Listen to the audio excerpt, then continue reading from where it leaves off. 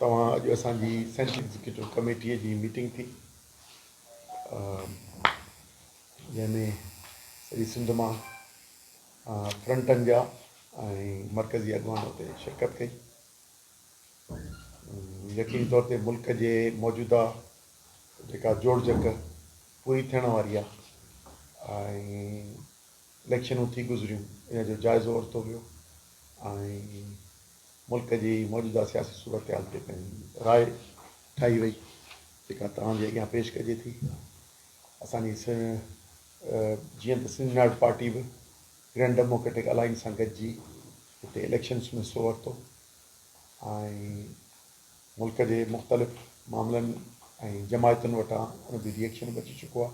असां grand democratic alliance जे platform तां कराचीअ में ऐं पोइ तव्हां वटि हिते एहतजाज थियो उन सिलसिले में मौक़ो असांजो उहो ई आहे त पाकिस्तान जी तारीख़ में शफ़ाफ़ इलेक्शन त कॾहिं कान थी आहे पर सभु उहे जमायतूं जेके हिन वक़्तु हिसो वठी चुकियूं आहिनि बशमूल JUI जे JUI 2018 खे रद्द कयो पर हुननि जो मौक़िफ़ आहे त 2018 खां बदतर हीअ शिकिल इलेक्शन थी आहे।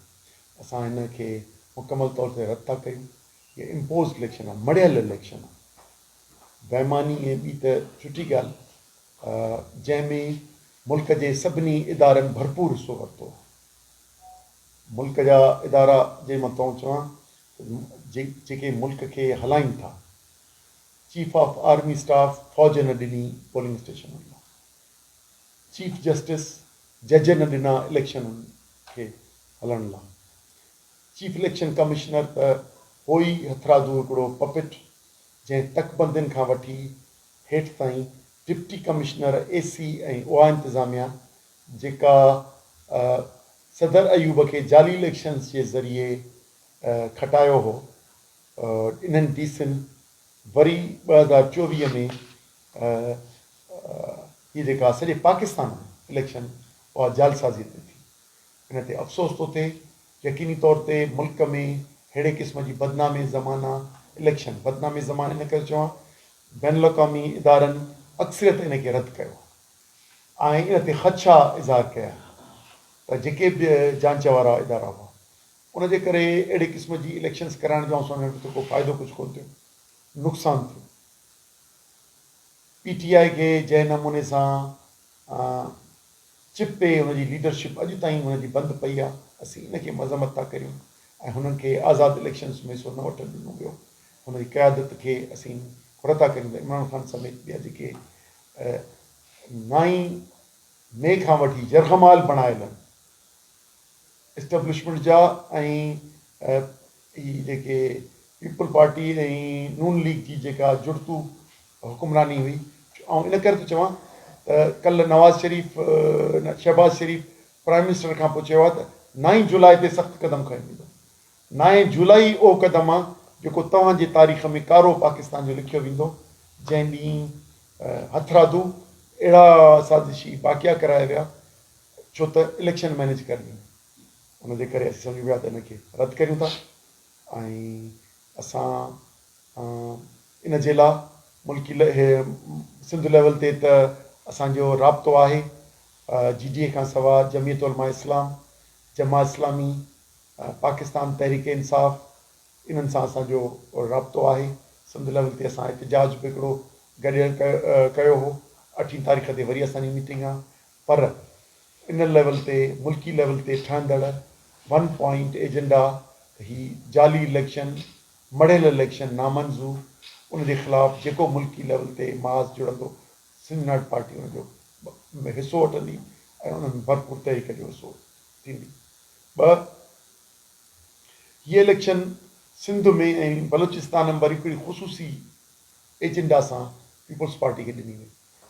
उहा इहा आहे त सिंध जूं ज़मीनूं, सिंध जो पाणी, सिंध ऐं बलूचिस्तान जो कोस्टल बेल्ट ऐं मादनी वसीला सिंध बलूचिस्तान जा इन्हनि जे खे सौदो करणु उन में गैर मुल्की कंपनियूं ऐं मक़ामी इदारनि ऐं बेईमान जेके सियासतदान ऐं ब्यूरोक्रेट आहिनि इन्हनि जे मफ़ादनि जे लाइ सिंध ऐं बलोचिस्तान जे वसीलनि जो सौदो ऐं समुंड जेको साहिली पट्टी आहे जेका 270 किलोमीटर सिंध में आहे ऐं ॿी बलूचिस्तान मां 700, उन सॼे जो सौदे जे हिकिड़ी प्लान ठहियो आहे। तंहिं ते ई अमल दरामद लाइ हीअ सहूलियतकार ज़रदारी ऐं पाकिस्तान पीपुल्स पार्टी आहे। ॿ ज़मीनूं जेके सिंध ऐं पंजाब में ॾिनियूं वयूं आहिनि, जेके तरक़ीअ जे नाले में सिंध जा 52,000 एकड़ ऐं ॿिया जेके पंजाब जूं ज़मीनूं, ख़ुदि इन सॼे खे सेकेंड करण वारा पुराणी हुकूमत हुई शहबाज़ शरीफ़ ऐं ज़रदारी जी, जेका 1.5 साल जेका मैनेज कई वई, उन खे इंडोस कयो ऐं लखें एकड़ ज़मीन मुल्क जी उहा तरक़ीअ जे नाले में ग़ैर मुल्की ऐं हितां जा बेईमान ऑफिसर ऐं सियासतदान जिन बेईमानी सां पैसो कयो आहे, उहे बाक़ी मुस्तक़बिल में हितां जी मिल्कियत हड़प करणु चाहिनि था, हिते शहनशाहित क़ाइमु करणु चाहिनि था। असीं इन जी मज़म्मत कयूं था ऐं जीअं इलेक्शन जे नुक़्ते ते मुल्की लेवल ते अलायंस जी कंदासूं, त हिन मामले ते सिंध बलोचिस्तान जे मामले ते बलोचिस्तान जी लीडरशिप सां बि राब्तो करे ऐं सिंध जे बि घणनि घुरनि सां राब्तो करे इनशाला असीं इन जे लाइ को गॾियल राय ऐं इन जे लाइ जिदोजहद कंदासीं। ख़ुसूसन सिंध लाइ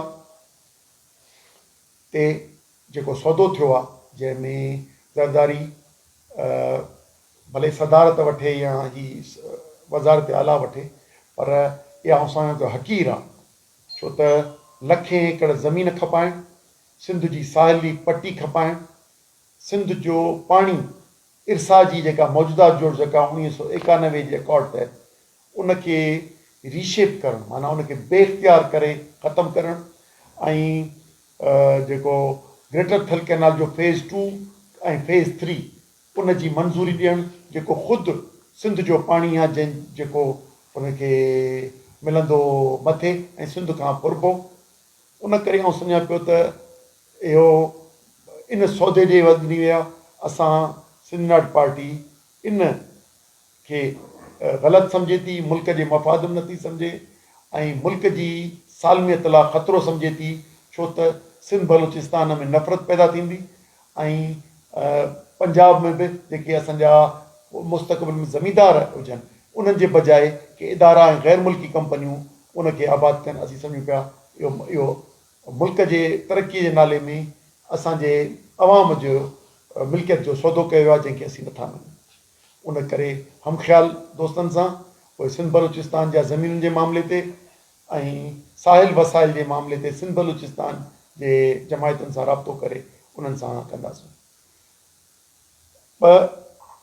सिंध जे जेको सौदो असांखे नज़र पियो अचे, जेके अॻुवाट ई एग्रीमेंट थी चुका आहिनि, जंहिंजे एवज़ हीअ मैनेज करे डिप्टी कमिश्नरनि इलेक्शन ॾिनी आहे ऐं इदारनि, ऐं वरी वज़ार सोचियो हितां जा इदारा मुल्क जा इहो चवंदा रहिया त पीपुल्स पार्टी मञो, नून लीग मञो ऐं सिंध में MQM मञो, छो त इन्हनि खे पावर ॾियूं पिया ऐं क्लियर इहो चवंदा रहिया।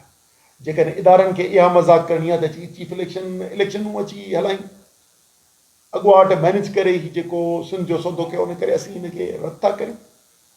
विकिरो कई वई आहे, उहा हिकिड़ी अञा ख़सीस आहे, छो त ॾिनी उन्हनि खे वई त पोइ वरी पैसा जेके हिननि माण्हुनि कमाया आहिनि इदारनि ऐं डिप्टी कमिश्नरनि ऐं ॿियनि से, उहो त वरी हिते पाकिस्तान जी करप्शन जो मामिलो आहे। इन जे ख़िलाफ़ु असीं सिंध खे ईंदड़ जेके दरपेश मसइला आहिनि उन जे ख़िलाफ़ु असीं इब्तिदाई तौर ते 20 अप्रैल ते हैदराबाद में हिकिड़ी क़ौमी कॉन्फ्रेंस कंदासूं, जंहिंमें जेके सिंध जी मिल्कियत जो सौदो ऐं जेके सिंध खे मुस्तक़बिल जा ख़तरा आहिनि, डेमोग्राफी जा, हितां जी मिल्कियतुनि जा, हितां जे पाणीअ जा, उन जे लाइ हिकिड़ी क़ौमी कॉन्फ्रेंस कंदासूं। उन मुख़्तलिफ़ सियासी जमायतूं ऐं मुख़्तलिफ़ मकतबा फ़िक्र जे माण्हुनि खे गॾु करे असीं हिकिड़ो गॾियल चार्टर ऐं ऑफ डिमांड्स पेश कंदासूं ऐं उन्हनि जे गॾियल सलाह सां अॻिते असीं कंहिं तहरीक में ईंदासूं ऐं जेके बि को क़दम सिंध दुश्मन खयो वियो वसीलनि ते, पाणीअ ते या ज़मीनुनि ते या समूंडी पट्टीअ ते, इनशाला उन जे ख़िलाफ़ु सिंध जे हमख़्याल माण्हुनि सां गॾिजी भरपूर तहरीक हलाईंदासूं ऐं हिननि जा जेके सिंध खे सौदो करे पाकिस्तान पीपल्स पार्टी आई आहे इन ते अमल दरामद खे भरपूर ताक़त सां अवामी ताक़त सां रोकींदासीं। महिरबानी। GTA कॉल कयो आहे, उन में इत्तेहादी जमायतूं सिंध लेवल ते जमात इस्लामी, PTI ऐं JUI शिरकत कयो। अधे हिकिड़ो सुवाल कयो त क़ौमी कॉन्फ्रेंस निज ते वसाइलनि ते आहे। 8 तारीख़ जेको इजलास आहे उहो इलेक्शन ते स्ट्रेटजी उनजे ख़िलाफ़ु तहरीक ते आहे 8 तारीख़ ते, ऐं 20 अप्रैल ते जेको हूंदो उहो असांजो निज क़ौमी मामलनि ते हूंदो। असीं जेके ख़दशा ऐं जेके फ़ैसिला थियल आहिनि ऐं ॿिया जेके मुस्तक़बिल जा ख़दशा आहिनि उहे सभु ज़ाहिर करे ऐं उन सिंध बचायो कॉन्फ्रेंस करे असीं उहा कंदासूं। ऐं इन सां गॾु बलोचिस्तान जी लीडरशिप सां राब्तो कंदासूं अॻिते उन्हनि ते बि जेको मुस्तक़बिल जा ख़तरा आहिनि उन सां गॾिजी का गॾियल राय बि ठाहियूं ऐं का गॾियल का तहरीक थी सघे थी त उन मुमकिन आहे उन्हनि ते बि मशवरो कंदासीं। ॾिसो, election J point of view खां उन्हनि खे दावत कान ॾिनी हूंदी, छो त उहे ख़ुदि उनजो बेनिफिशरी आहिनि। वसीलनि जे बुनियाद ते जेका जमायत बि असां सां सहकार कंदी उन में का बि क़ैद कान्हे। छो सौदो करण वारा मौजूदा हुकुमरान आहिनि, उनजे ख़िलाफ़ु जेको बि असां सां सिंध जे वसीलनि खे बचाइण लाइ असांजो सहकार कंदो उन्हनि सभिनी खे दावत ॾिनी। मौक़ुफ़ कहिड़ा बि रखूं था, जेके फ़ैसिला करियूं था असीं अनाउंसमेंट सिर्फ़ु पोइ कंदासीं। इन करे असांजी त इहा कोशिशि हुई। ॾिसो, असीं पुरम उन लाइ पंहिंजी राय जो इज़हार कंदासीं। पीर साहिबनि जेको GTA जलसो कयो या 2 जलसा कया उहे पुरम न हुआ। बींदे असां जेको कराचीअ में एहतिजाज कयो 24 तारीख़ ते उहो पुरम नो अची लाठी चार्ज करे ऐं कंटेनर करे असांखे उते ई भॼाए वियो।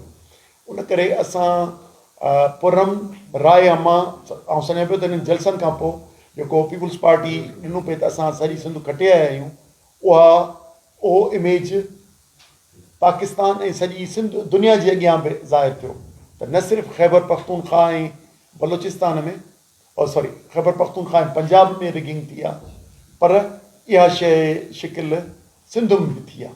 ऐं फज़ल रहमान सां असांजी मुलाक़ात थी मुंहिंजी 3 ॾींहं, हुन चयो त बलोचिस्तान में त सिधो वापारु हिकिड़ो त मथे जेका डील थी आई उहा त अलॻि ॻाल्हि, असांखां मक़ामी इदारनि जे माण्हुनि असांजे कैंडिडेट्स खां सीधा सीधा कैश पैसा वरिता। सो ऐं सम्झो त उते त बलोचिस्तान में त वॾो भोग थियो आहे। सो पर हाणे इहो सॼी मुल्की लेवल ते थियो आहे। ऐं सम्झां पियो त GTA जी जेका पॉलिसी आहे पुरम एहतिजाजनि जे ज़रिए रायनामा ठाहींदासूं। ॿियनि ज़िलनि में बि इहे ई एहतिजाज करे माण्हुनि खे चवंदासूं त बाबा माण्हू इन जाली इलेक्शन्स खे, इन मड़ियल इलेक्शन्स खे नथा मञनि ऐं मुल्की लेवल ते थींदड़ जेको इतिहाद आहे सिंध लेवल खे खणी मुल्की लेवल ते थींदड़ इतिहाद जंहिंमें PTI हूंदी, जमात इस्लामी हूंदी, JUI हूंदी, कोशिशि कंदासूं उन लेवल ते मुल्की लेवल ते कॉल्स अचनि ऐं उन्हनि खे फॉलो करियूं। उन खां सम्झो त इहा आहिस्ते आहिस्ते राब्ता मुहिम आहे जेको फितरी तौर ते ॻंढिजे पई ऐं सभिनी जमायतुनि जो राब्तो थिए थो। ऐं सम्झो 2-3 हफ़्तनि में उहा तव्हांजे अॻियां इज़हार थी वेंदो। पर हीअ जेका गॾिजाणी बसी करियूं पिया 8 ते या इन खां पोइ वरी जेकॾहिं का ॿिए सूबे में थी त उते थी त उनजे अॻियां फ़ैसिला पोइ ज़ाहिर थींदा। हीअ ॻाल्हि आहे, ॿुधायो तव्हां ॿुधो मुंहिंजो आवाज़ु। असां हर कंहिंजो पंहिंजो अंदाज़ आहे चवण जो। ॾिसो न उहो हुनजो पंहिंजो आहे। ॾिसो उहो कोन्हे, उमेदु कंदो आहे त असां इलेक्शन्स विढ़ूं, बावजूदि इनजी ख़बर हुई त मिसाल मूं नवाब शाह विढ़ियो आहियां, DRO मुंहिंजो मुखालिफ़ हो, RO मुंहिंजो मुखालिफ़ हो, सभु ऐं जे उते इलेक्शन्स रड़ियूं करियूं त भई मुंहिंजा मुखालिफ़ आहिनि, जालसाज़ी पिया कनि त माण्हू मूंखां वोटर त मुतनफ़िर थींदो वधीक। उन करे हिकु हिकु शइ में असां मुक़ाबिलो बि कंदासूं ऐं इस्लाह बि कंदासूं। उनजे करे हर कंहिंजो पीर साहिबु तमामु सुठो हिते चिटो तव्हां ॻाल्हाए छॾियो। हाणे तव्हां ऐं जीअं ॻाल्हाईंदो हर कंहिंजे पंहिंजा लफ़्ज़नि जी अदायगी आहे, पर हुन सॼी शइ खे वाको करे छॾियो रियासती पॉलिसी। विकिरो कंहिं कई, विकिरो जंहिंमें इन्वॉल्व सभु वॾा इदारा हुआ जिन जा तव्हांखे नाला पियो ॾियां, हू नाला नथो वठे, पर हुन हिकिड़ो इहे ई इज़हार कयो त इहो विकिरो थी वई इलेक्शन। पोइ हुन में रोल इलेक्शन कमीशन कयो, इदारनि कयो, कोर्ट्स कयो, इहे सभु तफ़सीलात आहिनि। विकिरो थी विया इलेक्शन्स, ऐं उन जा मुल्क खे फ़ाइदा कोन थींदा, मुल्क खे नुक़सानु ई थींदो।